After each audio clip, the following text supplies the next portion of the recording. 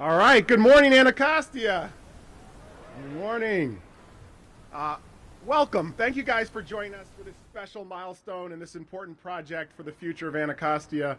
On behalf of myself, Bo Minkiti, the founder and CEO of the Minkiti Group, my wife and little guys who are right there, that 2-year-old actually was just born right before this project broke ground a couple of years ago, so it's good to mark projects and ages of kids. But on behalf of myself, my family, the talented team at the Minkiti Group, and our amazing partners and distinguished guests, I want to welcome you to Anacostia. We're proud to say we're a city where inclusion and diversity meets prosperity. We say to folks, obviously, DC. My hope is today we take a step forward in ensuring that potential and prosperity take root in Ward 8, and that we're able to say not only obviously DC, but also obviously Anacostia. This project comes from a vision that this community had for its future. It was made possible through the commitment and leadership of our mayor, our great mayor, and elected leaders in DMPED. It was brought to life by a committed group of development partners, financing organizations, and operators who brought this community's vision to life. As I said, this project started with a vision from this community, a vision we heard loud and clear over the 2 years that were spent engaging and listening to community organizations, residents, and local business owners. Margaret J. Wheatley said, "There is no power for change greater than a community discovering what it cares about." And this community was clear about what it cared about. And through the RRFP process and years of engagement, we heard clearly the community's care and focus on a vision to create pathways to opportunity for local residents and small businesses, a vision to provide neighborhood-serving goods and services, and a vision to return the corner of Good Hope Road in MLK to the epicenter of commerce in historic Anacostia.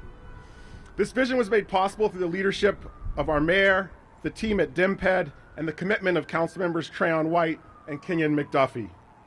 It was a vision that required multiple forms of financing to make possible, from new market tax credits to opportunity zone financing to the neighborhood prosperity grants that helped make this thing come together. And it was a vision that was brought to life by a number of committed individuals and organizations, many of which are here today to help us celebrate this milestone on behalf of the Anacostia community. So today we celebrate the completion of Phase 1 of MLK Gateway behind me, and we also celebrate the groundbreaking for Phase 2, the site on which you're standing. And today we celebrate Enlightened, the largest private employer to move east of the Anacostia River in many decades, bringing along with them 150 cybersecurity jobs and a deep commitment to workforce development. Today we celebrate the opening of Capital One Cafe, bringing financial services and a community gathering place and coffee shop to the corner of Good Hope Road in MLK. Today we celebrate AmeriHealth Caritas and its community wellness center that will open on the site. And today we celebrate the Gaston Group and the manifestation of Daryl Gaston's dream of opening a sit-down restaurant in his neighborhood. They say that it takes a village to raise a child, and this project milestone is truly a testament to the fact that it takes a village to make this project a reality. It's a testament to the dedication and persistence of the many individuals and organizations that have worked tirelessly to bring this first phase of the community's vision to life. And while it is totally a community accomplishment, it's been driven by the commitment and resilience of a numerous number of individuals that have believed in the power and the potential of this community and have been willing to roll up their sleeves and put that belief into action. And while there are way too many to name, I could name hundreds of people that have worked hard to do this, I wanted to call out just a couple. The first is Sarosh Abdwala, who early on in this process had the tenacity and the persistence to ensure that we actually kept going and actually encouraged everyone to move forward on this very difficult project that a lot of folks were afraid to take on. It was his creativity and vision that actually made folks move forward early on. And I want to acknowledge Charlie Whitaker and Next Opportunity LLC, who've been an amazing intermediary and connection of bringing local community folks and job seekers onto the project and giving folks in the community an opportunity to work here on this site. But there's no better example of this individual commitment to a collective vision than our partner in this deal, Antoine Ford, the founder and CEO of Enlightened. It started with a conversation between Antoine and I in Boston over 6 years ago at the Initiative for Competitive Intercity conference in Boston. Over a drink, he was telling me about his vision for what his company could do and what he could do for the city that he'd grown up in and how he could make a commitment to that city. So I challenged him. I said, if you're really so much about this city, why don't you move from Connecticut and K to Good Hope Road and MLK and put your money where your mouth is. He's followed through on that commitment. He doesn't just talk the talk, he walks the walk. And through many late nights and worry-filled days and frantic phone calls and financial sacrifice and anxiety-filled roadblocks, he's remained steadfast and committed to the vision of this project. Mother Teresa said, I alone cannot change the world, but I can cast a stone across the water to create many ripples. Antoine has been that stone, and I'm excited to see the ripples of the impact that his commitment has created and will create in this community. Antoine Ford.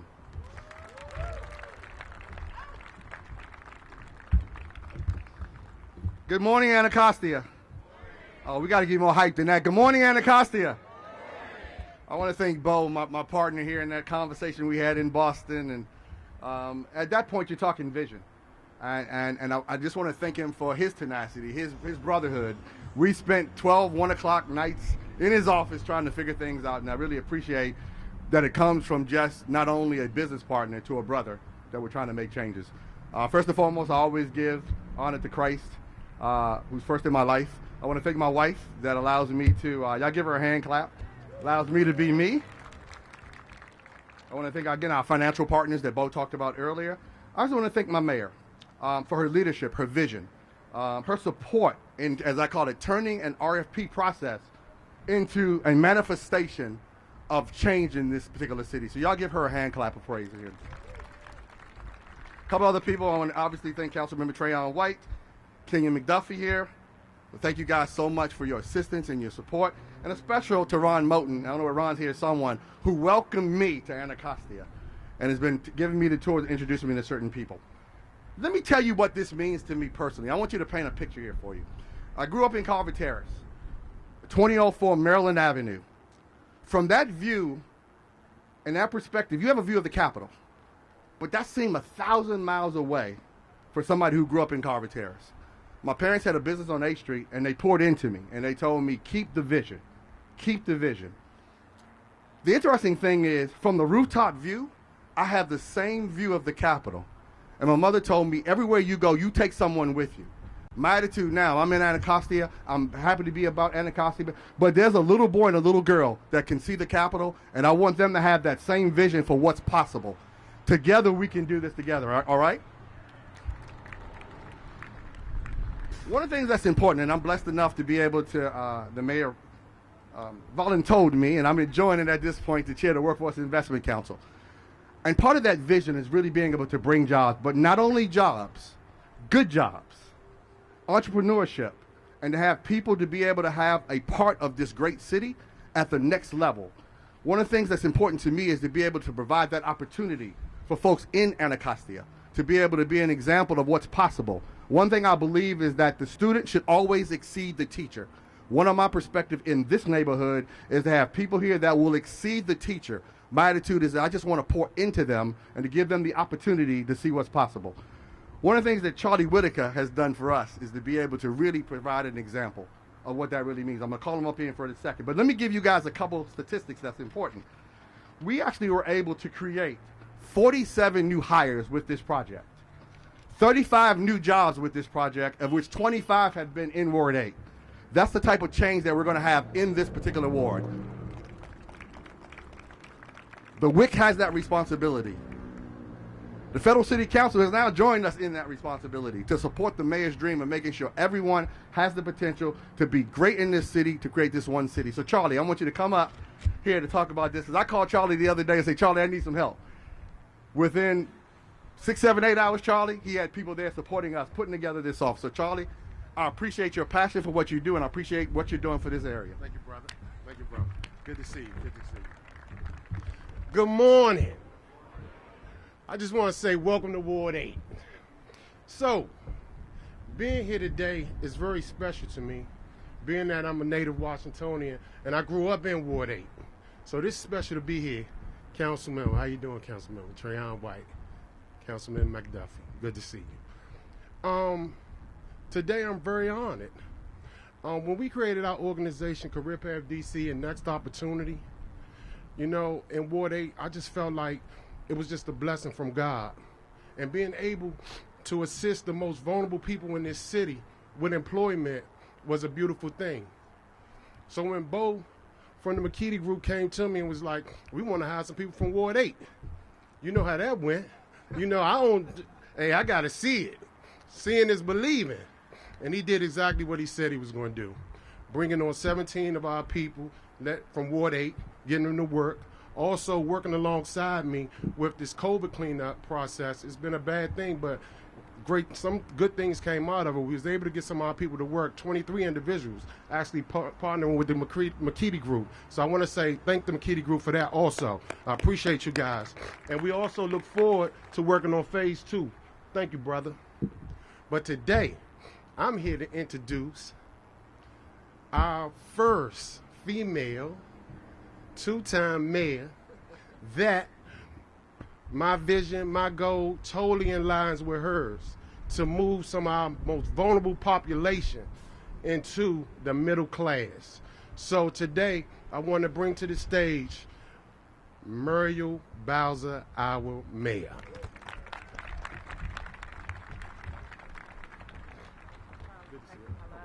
Thank you. Good morning, Anacostia. Welcome to the Great Ward 8, everybody. Welcome to the Great Ward 8, everybody.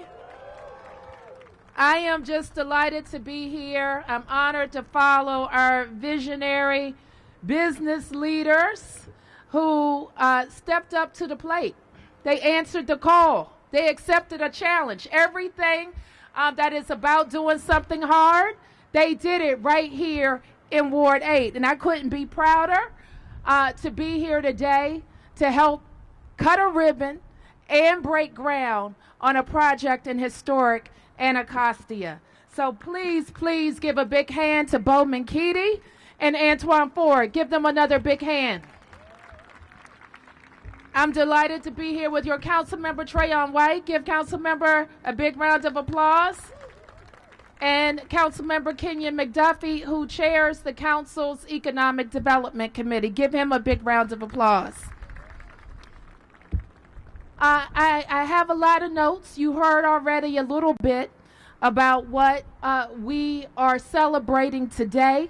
We're celebrating enhancing historic Anacostia, hiring Ward 8 residents, creating a pipeline for jobs, the new jobs in a new economy for Washington, D.C. We're highlighting a model I'm fond of, taking what works in Northwest and bringing it to other parts of the city right here on MLK and Good Hope Road. But we are especially highlighting community members right here in Anacostia because they know what they want. They know what works for Anacostia. They know what they deserve, and they know that they're going to hold us all accountable for delivering it. Isn't that right, Anacostia? So congratulations to the community leaders who have a vision and are going to make sure we implement that vision. As I sit here, I'm looking at this beautiful building. And this is the other thing we're celebrating. High quality building in our communities that look no different than any place else in Washington, D.C. But 8 years ago, I had an office here. You may not know this. I had an office here. See that little blue building next to WEAC Radio? That was my office. That was my Ward 8 office when I first ran for mayor. And you know what was next door to my office? An empty lot. An empty lot coming into the gateway of one of Washington, D.C.'s most historic areas. And I would ask people, because you know that's our building too, that's our government building, why is that lot empty coming into a historic district for commerce in Washington, D.C.? And it was empty because we hadn't put our minds together to make something happen there that would enhance the community, not take over the community. You will hear me say frequently that these economic development projects are hard, and they are. You heard it a little bit from Bo and Antoine. They're tough. So what our team at DMPED, and I want to give another big shout out to Sarosh. Give Sarosh a big shout out. We had to make these projects work economically. We're celebrating something else here, our Neighborhood Prosperity Fund, and I want to thank the council members for sticking with me on this fund. We created it because we know sometimes the government has to go in first. Sometimes the government has to make sure there's money for pre-development and putting the pieces together and convincing the business owners that they got to believe like we believe that Anacostia is a good bet. And that's what the Neighborhood Prosperity Fund allowed us to do. We are also celebrating all of the complicated financing tools. I don't even know all about them. New market tax credit. We made this an opportunity zone. And on top of that, we put the Neighborhood Prosperity Fund. We were just in Bellevue on Saturday celebrating another Neighborhood Prosperity Fund investment that allowed us to bring a new grocery store to Ward 8. And we're going to keep on making those types of investments. When I think about when I had my office here, we didn't have a sit-down restaurant right up the street in Busboys and Poets. Now we do. We also made a big investment in that. We didn't have a place where people could go and get coffee. Now we have a Starbucks, the first on the east side of the city. We didn't have the first ever Ward 8 TIF that is going to allow us to transform Reunion Square, bringing more jobs, bringing more opportunities to train our neighbors with a DC Infrastructure Academy office as well. And we certainly didn't have a government lease that would bring hundreds of DC government workers to put more daytime traffic on this corridor. And soon DC Health will be located right here on Martin Luther King Avenue. Those are the types of things that will transform our corridors and bring jobs and development, raise property values that will allow retailers to come here. Now, what do we have to do to make sure everybody can stay here? And that is the key. That's why we also are focused on our job training, our infrastructure academy, so DC residents are getting these good paying jobs so that they can raise their families right here in all of our communities. I couldn't be prouder. I couldn't be prouder that this plan is coming together. And it has come together with a lot of hard work, a lot of people being at the table. And I'm proud to be your mayor and able to deliver on the promises that we've made. So with that, I'm pleased to introduce now a lot of folks that have been helpful in this process, including Council Members White and McDuffie. So with that, Council Member McDuffie, I'm sorry, I meant to say Council Member White, but let me introduce, if you both come up, Council Members. There is a certain protocol at the council. It's the host council member. And sometimes it's the chair, the relevant chair. And that's why I got my words a little mixed up. But they both have been super important of this process. So with that, Councilmember White. Good morning. Good morning. Today is a great day for Ward 8. Give Ward 8 a round of applause. First, I want to thank you, Mayor Bowser, for your commitment to Ward 8 and to residents and businesses that we can thrive and get the same amenities and same opportunities that we have and see all across the city. And so I want to thank Bo and also Mr. Ford for your leadership in seeing this project to fruition. I remember you came to my office at the Bunn Building. You remember that? 2016. I had just got elected for the primary, and we knew we was going to cross the finish line in the general. And so I always say, well, there's no vision, the people perish. This project didn't start off the way I wanted to start off. We had a couple of roadblocks. And part of my commitment was to ensure that when we have projects built in Ward 8, that we have people from Ward 8 working on these projects. And I'm not just talking about laborers or people in the streets with signs. We want to make sure we have business owners working on this project. So I'm excited to see Mr. Gastons, who served a number of years as ANC Commissioner, or Charlie Whitaker and other businesses in our community serving in these projects. And I want to thank Harvey. Raise your hand, Harvey. Because Harvey was our go-to mediator when things got a little rough, to ensure that we can provide equity in our community. Because we're past the conversation talking about equality. We're so far behind. We're talking about equity in our community. And one of the things I would like to see is I'm going to pause for a moment.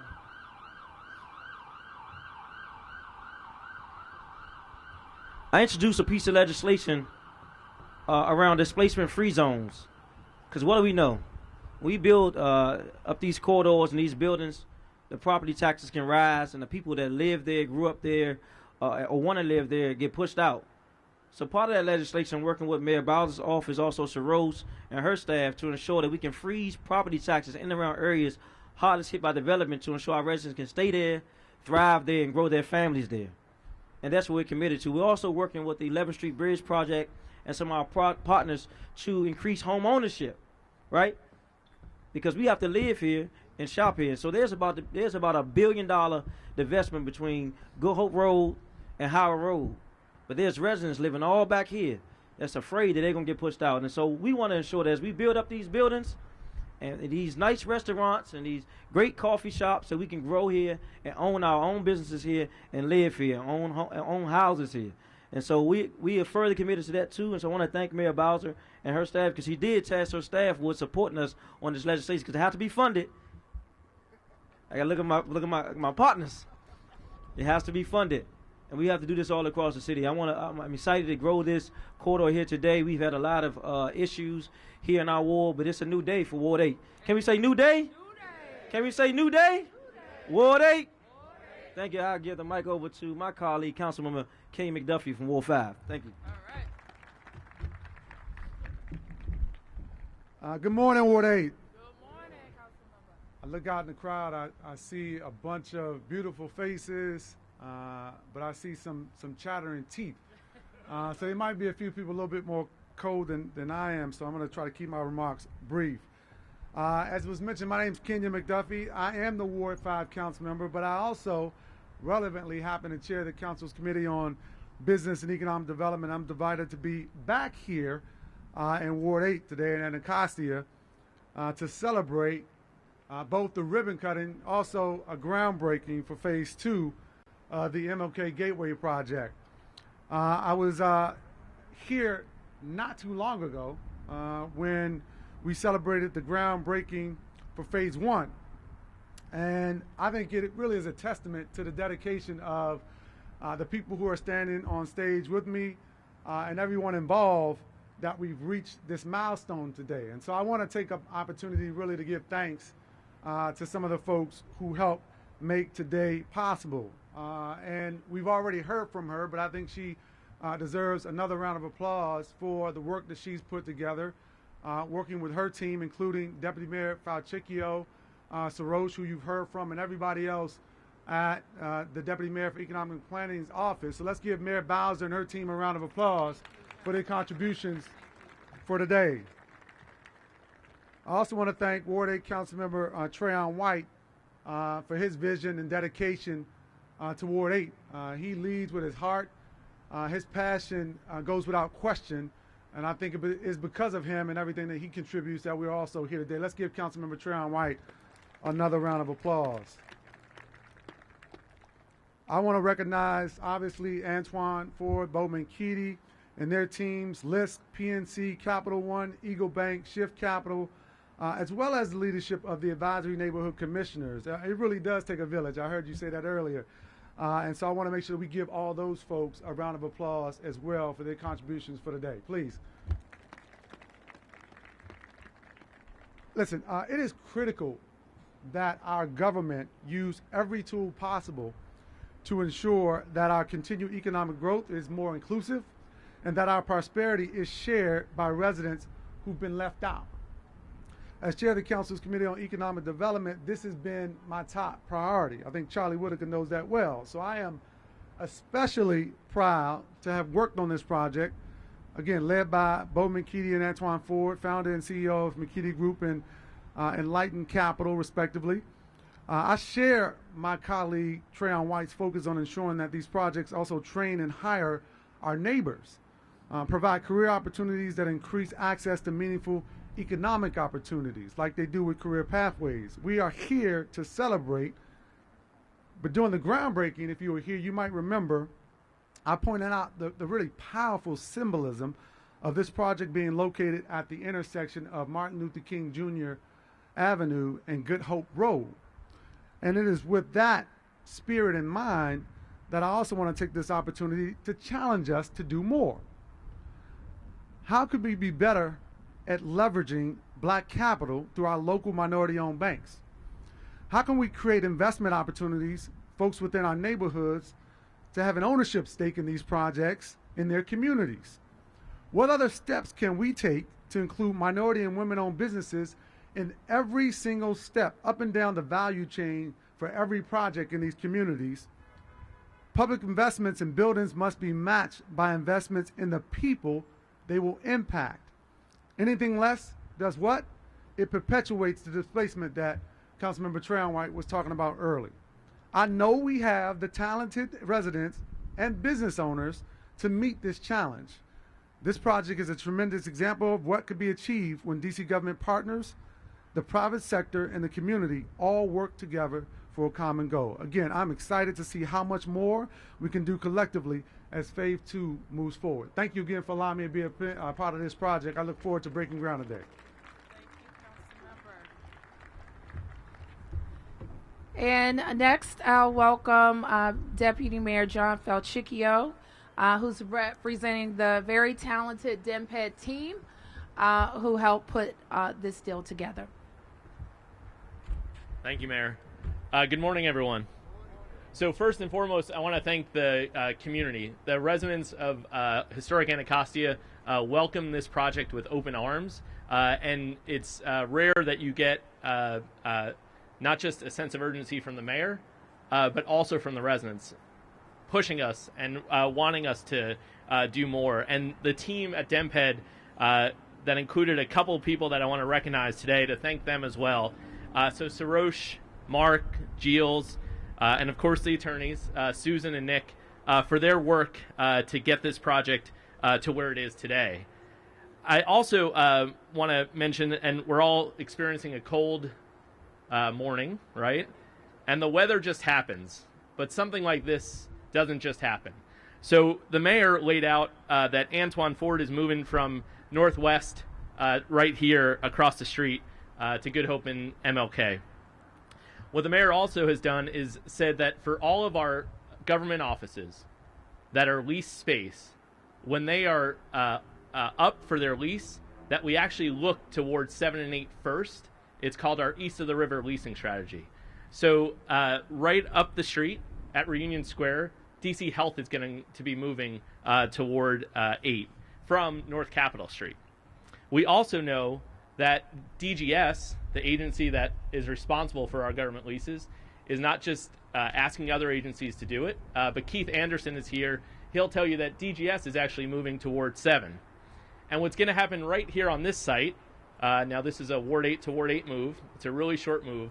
But DHCD, you see them over there, you can probably wave to them right now, is going to move from that side of the street to this side of the street, enabling for future development at that site as well. So all of this happens with some effort. We mentioned the Neighborhood Prosperity Fund. $700,000 was actually the amount that we used to get this project started, but it's not all that we have into it. You heard the council member mention that Darrell Gaston is actually going to have a restaurant here. You could clap for that. Stand up, Darrell. Come on. He's going to have his restaurant, Kitchen Savages, a sit-down restaurant with also a culinary training element as well, right here in MLK Gateway 1. That was, again, made possible by the Neighborhood Prosperity Fund, and there's more on the way. The Food Access Fund is one that we talked about. Mayor Bowser mentioned Good Foods Market. We're going to use the Food Access Fund. We already have awarded $9 million. There's $49 million more Did you hear that? There's 49 million more to be awarded. Thanks to the council members for helping put that together with the mayor. $49 million more. That application opens up on December 6th. So there should be more business owners in Ward 8 looking for how they do what Durrell is doing, opening up a restaurant or a food access point here in Ward 8. So we're excited about that. Antoine also, he never goes alone. He always brings others with him. So he's actually made some space available in MLK Gateway 1 for SMBX. Does anybody know what SMBX is? There's a couple of people from SMBX here, so they know. Okay, there they are. Actually, keep your hands raised, right? Okay. So the SMBX is actually, if you remember throughout the pandemic, we know that we really supported our local businesses. We did it by tipping extra. We did it by going to them. We went out to eat maybe to get that to go a little bit more than we should have maybe, but that's okay. So what we want to do is we want to take that generosity that people had during the pandemic and actually allow DC residents to invest in DC businesses. What SMBX is a platform to allow for DC residents to do just that. So DC business owners, if you're interested in that opportunity, see the folks at SMBX, and they're going to be headquartered right here at the intersection of Good Hope and MLK. So we're excited about that. And also, we've got a partnership with them, so Mayor Bowser is making sure that we take care of any of the fees that it takes to get into the program. So we're excited about that. So there's more on the way. We also have another opportunity that I have to mention because we're not done here in historic Anacostia. Just next to the DHCD building is 1234 Good Hope Road. So 1234 Good Hope Road is a site that is up for redevelopment. We actually have issued the RFP. We're really looking for that to be residential. And as Councilmember White said, what we want to really see is a home ownership opportunity. So let's see what proposals we get. 1234 Good Hope Road. Look to the DEMPED website for that. So coming back to this project, there was a group of people who helped make sure that this project happened. They financed it. So I get to introduce the lenders. They're not a musical group, but they do deliver. So I want to bring up to the stage a number of folks. Andy, Brian, Kiva, George, Brian, and Ryan. I think I've got everybody. Come on up to the stage.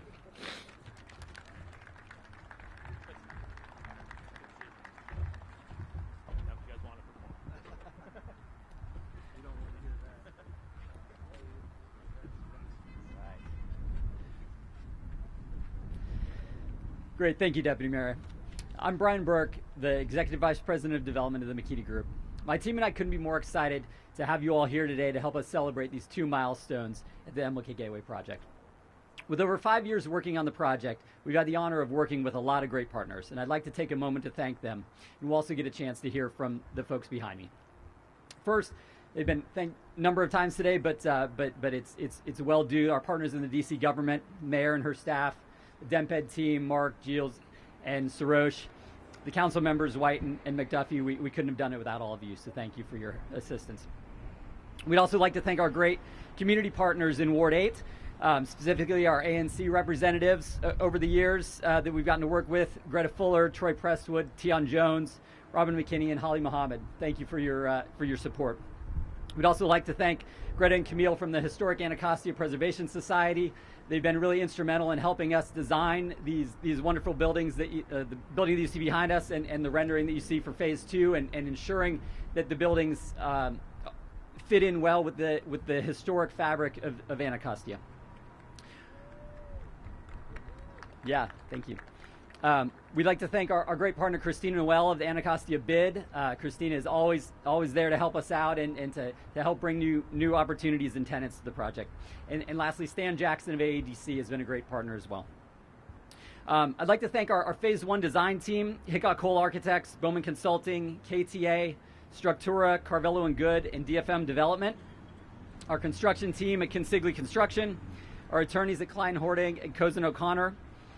And then we've had the opportunity to work with a lot of great financing and equity partners on the project. And I'd like to recognize PNC Bank, City First Bank, DEMPED's Neighborhood Prosperity Fund, LISC, Consortium America, RMS Corporation, Maui Ascadom, and Trip Kelly. And you've also heard about our great tenants that we've got lined up for the project. We're excited to be working with Enlightened, Capital One, Daryl Gaston, and AmeriHealth Caritas DC. And lastly, I'd like to thank our development team, development and operations team in the Makiti Group, Bo, Whitney Smith, Adam Levinson, Natasha Thompson, Will Reagan, Katie Heaton, and Victoria Zalewski. Now we get the chance to hear from a couple of our financing partners on the project that were instrumental in getting the project off the ground. First, we'll hear from Kiva Dennis, Vice President of Community Development Banking at PNC, our senior lender and tax credit investor on the Phase 1 project. Good morning, everyone. Thank you, Brian. What a journey this has been. When we closed on the financing transaction for Phase 1 at the end of 2019, we had no idea that a pandemic was ahead of us.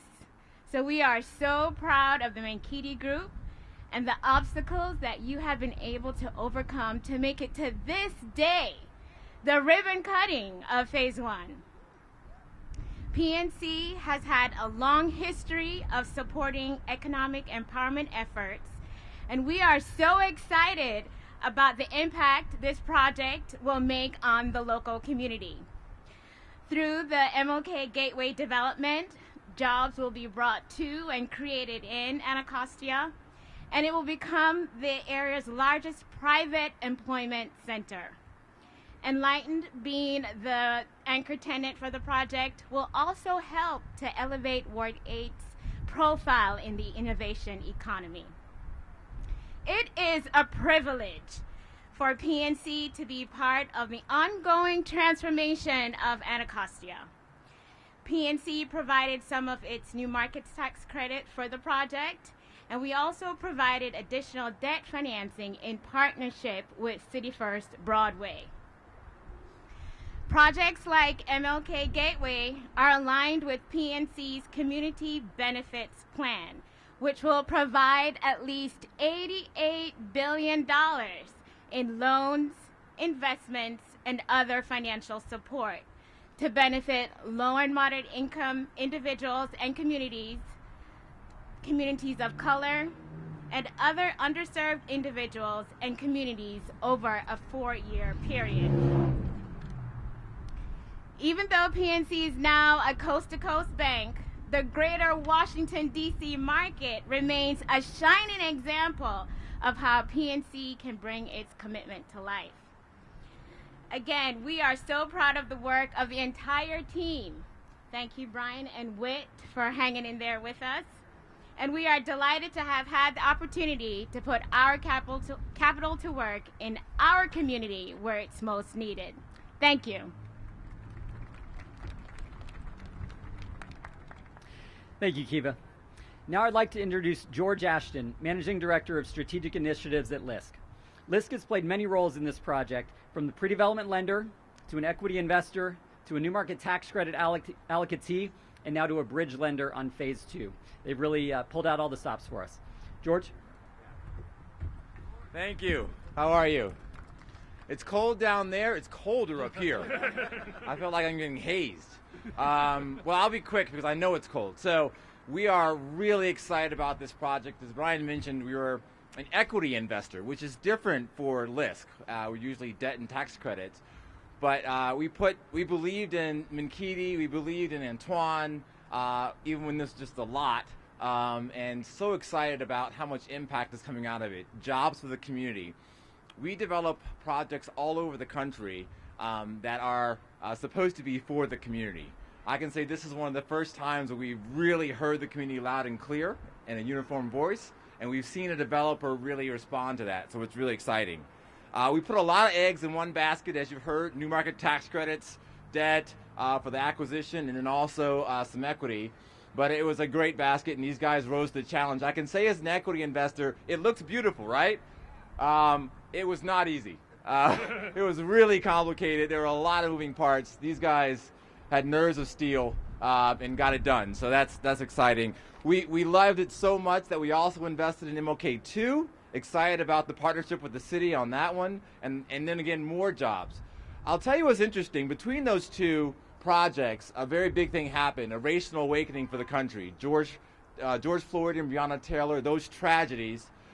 We actually ended up raising a fund called the Black Economic Development Fund, a $250 million fund that explicitly has to invest in the black community. And we had about 10 corporations invest in that. And I think you may have seen the Wall Street Journal, Costco, PayPal, all these big firms commit to like the black community and to help solving those problems. And people wonder where that money went. Well, this is an example of where some of that money went, which is in projects like this. So we're turning those promises into action, which is really important. Last thing I'll say is impact. We're an impact-first investor. What we love about this project is the multiplier effect, and you heard it today from Antoine and some others, but you may not have heard it clearly enough. So you're investing in a black community with a black developer who has a black tenant. They have black employees, and then they subcontract to diverse subcontractors as well. So the dollar multiplier for impact is amazing, and I want to thank them for making us part of this dream.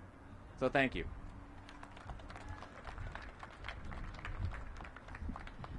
Thanks, George.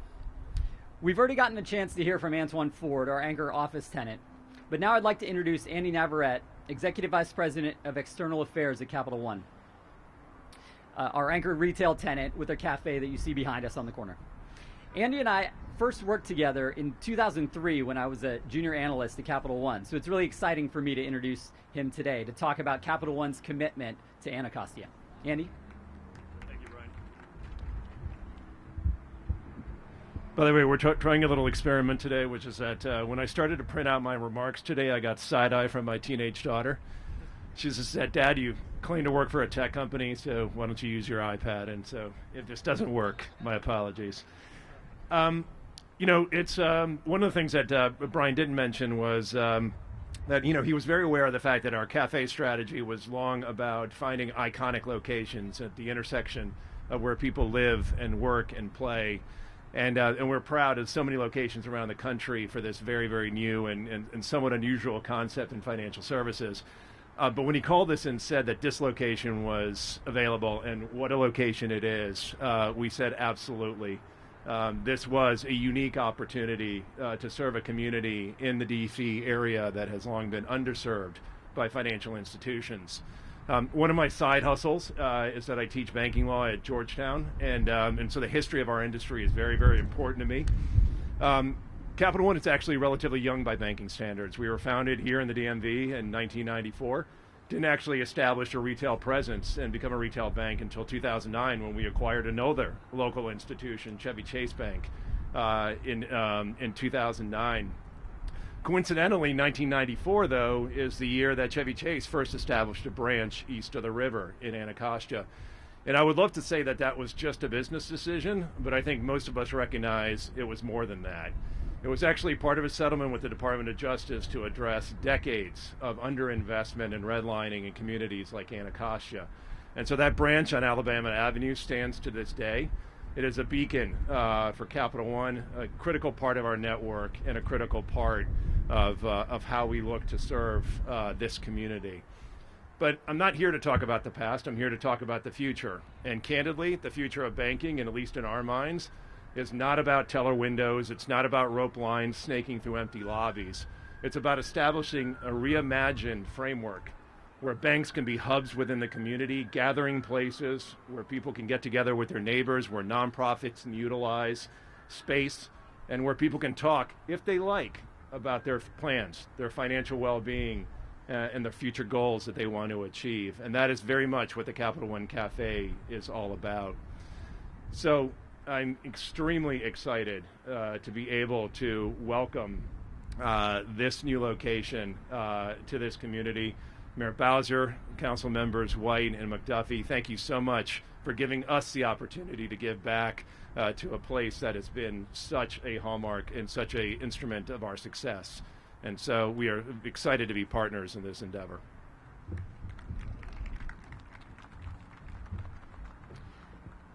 Thanks a lot, Andy. As we all know, we're here not just to celebrate the completion of the first phase of the project, but we're also here to kick off the construction of the second phase. We've been lucky enough to work with a lot of the same great government and community partners on phase 2, but we've also gotten to work with some great new partners that I'd like to recognize.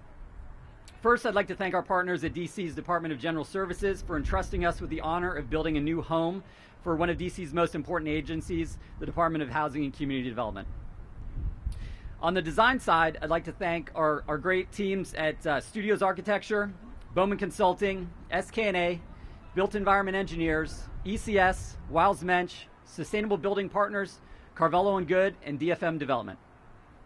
Our construction team on Phase 2 is made up of Consigli Construction, Keystone Plus, and H2 Design Build, as well as our construction manager, Patrick Cooper of Compass Design Development. We have some other great attorneys, Klein Hornig, Cozen O'Connor, Misra Law, and Rogers Deal Gazinski. And then our financing and equity partners on the second phase are Eagle Bank, LISC's Black Economic Development Fund, Demped's Neighborhood Prosperity Fund, Atlantic Union Bank, Chase, NCIF, Harbor Bank, Industrial Bank, the Community Builders, Enlightened, Will Brett, Community Impact Fund, Onabella Holdings, Forza Fund, Chestnut Fund, and Shift Capital. Quite a lot. Now we'll get a chance to hear from our senior lender on the second project, Ryan Reel, Chief Real Estate Lending Officer at Eagle Bank. Ryan? Thanks, Brian. I'll be quick. It is freezing up here. Thank you for having me today. I want to thank you all for taking the time out of your day to come and join us on this brisk morning to celebrate the groundbreaking of such an impactful development. We at Eagle Bank are incredibly proud to play a small role in financing Phase 2 of MLK Gateway, which will provide a mix of brand new office and retail space here in Anacostia. This phase will further enhance the vibrant Anacostia community and bring new opportunities to local residents. We're proud to support our many partners here. Brian just listed a whole rack of lenders here, which will construct the new home of DC's DHCD, Department of Housing and Community Development, continuing Eagle Bank's mission of community building across the district. More than 200 jobs will be created here, many of which will come from Ward 8. At the end of the day, relationships come first at Eagle Bank, and partnering with firms like the Minkiti Group and the many financing partners and our local government officials on projects like Gateway allow Eagle Bank to fulfill this mission in ways that will serve this community for many years to come. We're extremely thankful to be part of this and proud to be here. Thank you, guys. Ryan says they played a small role, but I don't consider a $43 million loan to support this project a small role, so thanks, Ryan. And lastly, I'd like to introduce Brian Murray, CEO of Shift Capital. Shift Capital is our development partner on Phase 2 of the project, and Brian, Push, and Nancy have been instrumental in helping us pull together the many capital sources that you heard about to make this project a reality. Brian? All right, so we're going from Brian to Ryan to Brian, so just in case.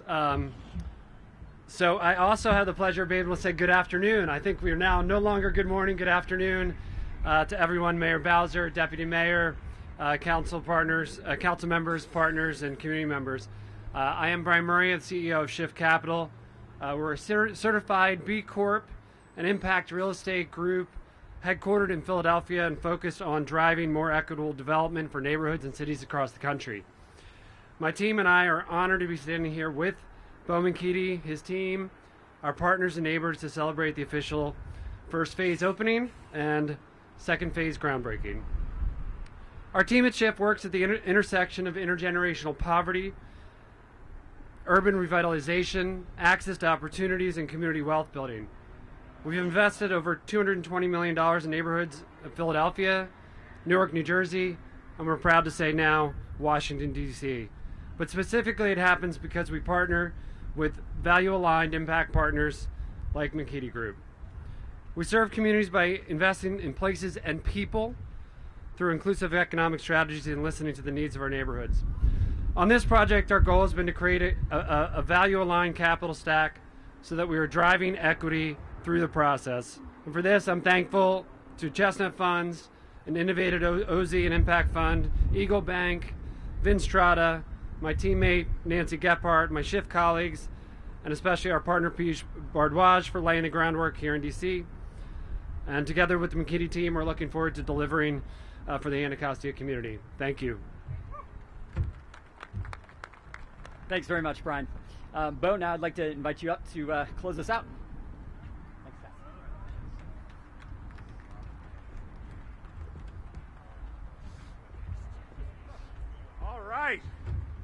All right, well, thank you all.